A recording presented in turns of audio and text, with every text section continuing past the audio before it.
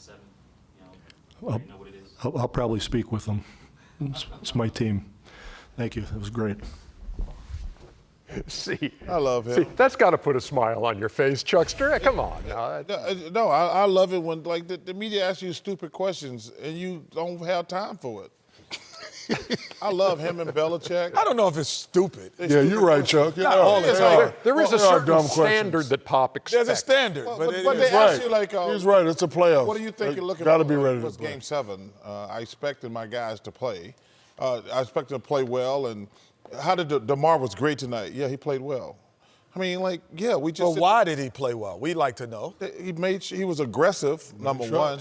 Why was he aggressive? What was different in the offense or defense that made him aggressive? That's what we'd like to know. Well, I was a think closeout? I think that's the one thing that separate good players, all-star to great players. Right. You want to know why they were so aggressive tonight, and he came in averaging 18 points, and he averaged 24 during the regular season. You say to yourself, like, why aren't guys aggressive all the time? Right. Is it something the defense doing or something? No. he No, internally it's not. doing? No. That's what I was asking. They had the same defense. Well, maybe I should have go and asked Pop the question because that would have been the question I asked. Well, him. no, He no, I would've- said he before would've the game. answered it like Yeah, that. yeah. See, because No, y'all I said answering. before No, the but Shaq said before the game, and he says like, y'all, because Ernie was pumping this dude up from Yes, thank you. like, well, he's doing a great job on DeRozan. Well, it didn't work tonight Exactly. because I think DeRozan was a lot more aggressive. And he made shots. Yes, but also. 12 out of 16, as Yes. a matter of But you have to. I never understand why guys aren't good players like DeMar and LaMarcus, why they're not aggressive all the time. Well, I mean, it's kind of hard to be aggressive on the road, especially if you get them early fouls, you get the early whistle. At home, you just, hey, close our game, we got to go for it, and they went for it tonight. What happens in Game 7, fellas? I'm going with San Antonio Spurs. I never go against the system. Well, I mean, I listen, just hey, believe in the listen, system. I'm not going to No, abandon. the pressure is on Denver. Let me finish. Well, The pressure is on Denver. Wait, there's no pressure on the Spurs? No, there's no pressure on the Spurs because you know why? You're on the road. They're No on the pressure road. playing on the road. Oh, see. No, they're on the road. And Isn't the there Spurs pressure are on not- both sides in a Game No, 7? man, it's not. There's pressure on both No, teams. The Your Spurs season are not ain't in. expected. You're right, but the Spurs are not They're not expected expected to be there. Yeah, We they're not were the expected to be 6th there. seed. We We're going the on a 6th seed. 7-game series. Yeah, we're going on a I'm ready to 7-game beat series. Well, I The see- pressure's on Jokic to get another Yeah, 42. well- He showed me something tonight, but he's going to have to do that Well, at let me home. tell you He's going to have to show something. it. Well, other guys got to step up. But first of all, I hate when people say you got nothing to lose.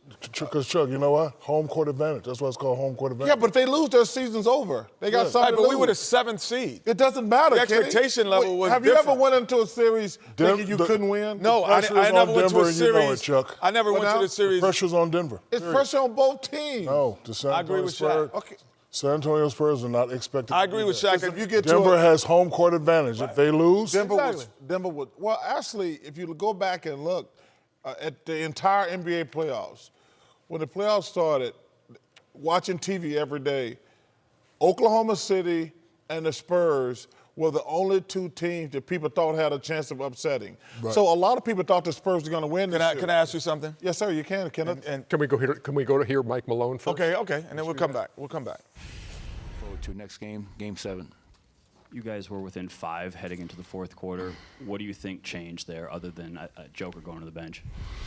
I think towards the end of the third and to start the fourth, there was a 22-4 run. It was turnovers for us. It was offensive rebounds for them, and just no defense. I mean, obviously, as I mentioned, Rudy Gay off the bench was a huge factor tonight. You knew at some point he was going to make his imprint on this series, and he did tonight in a big way. Their bench dominated our bench 36-13. First time this happened in this series.